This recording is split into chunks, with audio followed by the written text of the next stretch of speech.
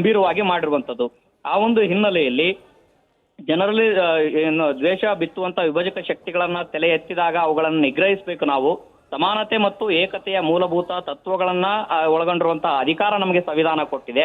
ಆ ಕಾರಣಕ್ಕಾಗಿ ಯಾವುದೇ ರೀತಿಯ ಸಾರ್ವಜನಿಕ ಸ್ಥಳಗಳಲ್ಲಾಗಿರ್ಬೋದು, ಬೇರೆ ಬೇರೆ ಕಡೆಗಳಲ್ಲಿ RSS ಚಟುವಟಿಕೆಗಳನ್ನ ನಿಯಂತ್ರಿಸಬೇಕು ಅನ್ನೋಂತ ಒಂದಷ್ಟು ಪ್ರಸ್ತಾವನೆ ಮಾಡಿರುವಂತದ್ದು.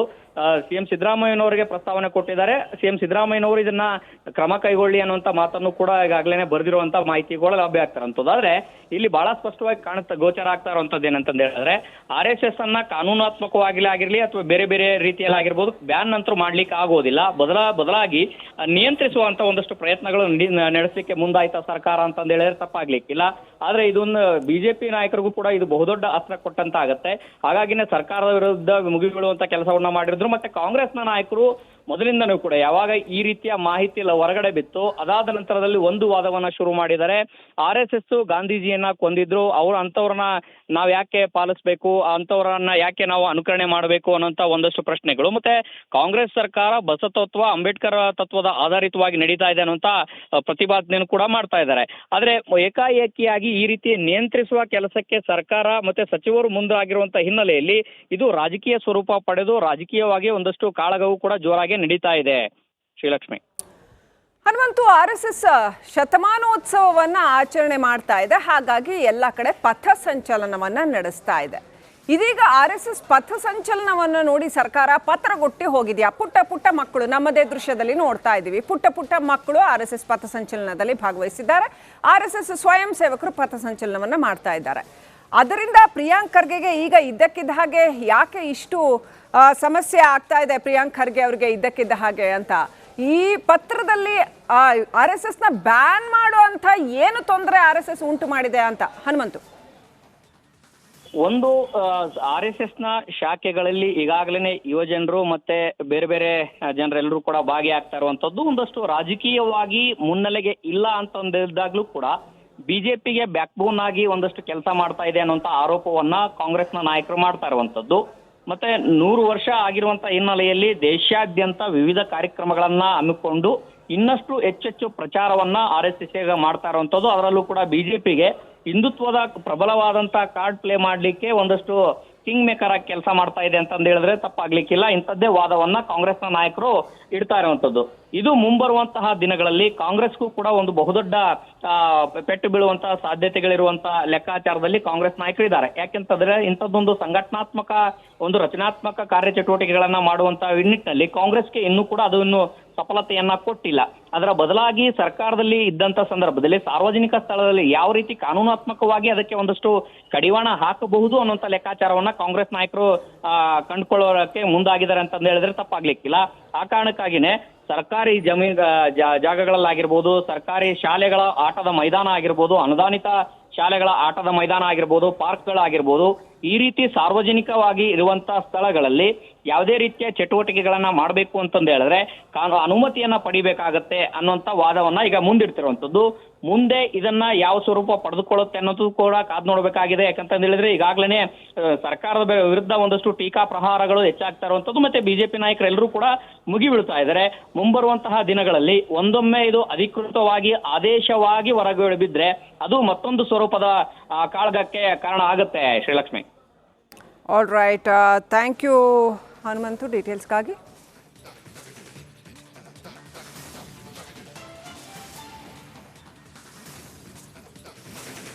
ಗಂಭೀರವಾಗಿ ಮಾಡಿರುವಂತದ್ದು.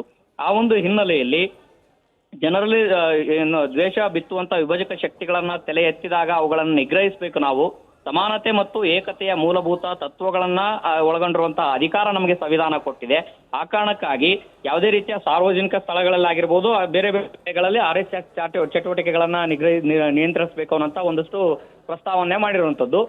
ಸಿಎಂ ಸಿದ್ದರಾಮಯ್ಯನವರಿಗೆ ಪ್ರಸ್ತಾವನೆ ಕೊಟ್ಟಿದ್ದಾರೆ. ಸಿಎಂ ಸಿದ್ದರಾಮಯ್ಯನವರು ಇದನ್ನ ಕ್ರಮ ಕೈಗೊಳ್ಳಿ ಅನ್ನುವಂತ ಮಾತನ್ನು ಕೂಡ ಈಗಾಗಲೇ ಬರೆದಿರುವಂತ ಮಾಹಿತಿಗಳು ಲಭ್ಯ ಆಗ್ತಾರಂತದ್ದು. ಆದ್ರೆ ಇಲ್ಲಿ ಬಹಳ ಸ್ಪಷ್ಟವಾಗಿ ಗೋಚರ ಆಗ್ತಾ ಇರುವಂತದ್ದು ಏನಂತಂದ ಹೇಳಿದ್ರೆ, RSS ಅನ್ನ ಕಾನೂನಾತ್ಮಕವಾಗಿ ಆಗಿರ್ಲಿ ಅಥವಾ ಬೇರೆ ಬೇರೆ ರೀತಿಯಲ್ಲಿ ಆಗಿರ್ಬೋದು ಬ್ಯಾನ್ ನಂತರ ಮಾಡ್ಲಿಕ್ಕೆ ಆಗೋದಿಲ್ಲ.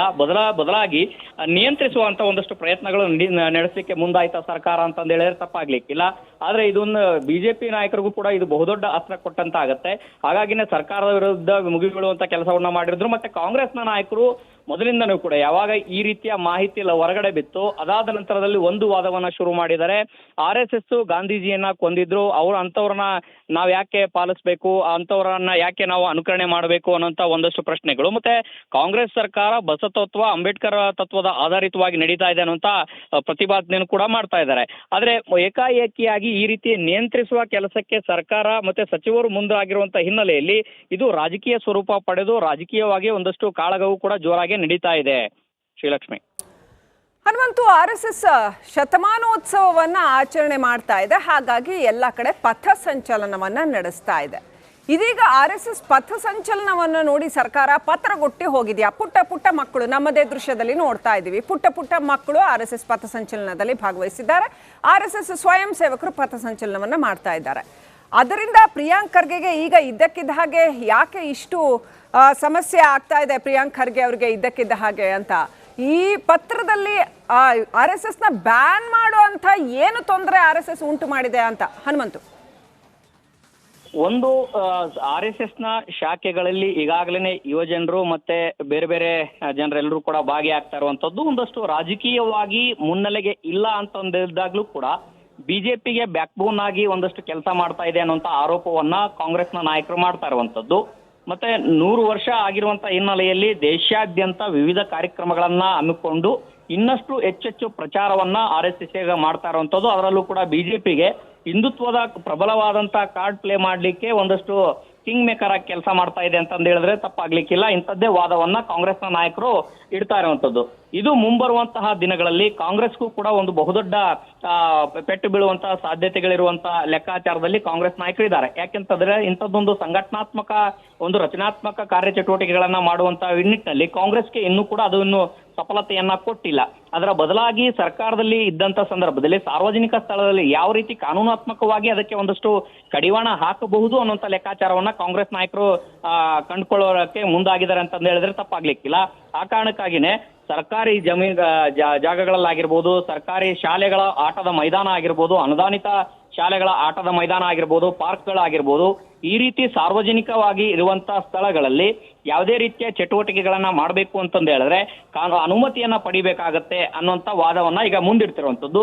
ಮುಂದೆ ಇದನ್ನ ಯಾವ ಸ್ವರೂಪ ಪಡೆದುಕೊಳ್ಳುತ್ತೆ ಅನ್ನೋದು ಕೂಡ ಕಾದ್ ನೋಡ್ಬೇಕಾಗಿದೆ. ಯಾಕಂತಂದು ಹೇಳಿದ್ರೆ ಈಗಾಗಲೇ ಸರ್ಕಾರದ ವಿರುದ್ಧ ಒಂದಷ್ಟು ಟೀಕಾ ಪ್ರಹಾರಗಳು ಹೆಚ್ಚಾಗ್ತಾ ಇರುವಂತದ್ದು. ಮತ್ತೆ ಬಿಜೆಪಿ ನಾಯಕರೆಲ್ಲರೂ ಕೂಡ ಮುಗಿಬೀಳ್ತಾ ಇದ್ದಾರೆ. ಮುಂಬರುವಂತಹ ದಿನಗಳಲ್ಲಿ ಒಂದೊಮ್ಮೆ ಇದು ಅಧಿಕೃತವಾಗಿ ಆದೇಶವಾಗಿ ಹೊರಗೆ ಬಿದ್ರೆ ಅದು ಮತ್ತೊಂದು ಸ್ವರೂಪದ ಕಾಳಗಕ್ಕೆ ಕಾರಣ ಆಗುತ್ತೆ. Sreelakshmi, all right, thank you Hanumanthu ಡೀಟೇಲ್ಸ್ಗಾಗಿ.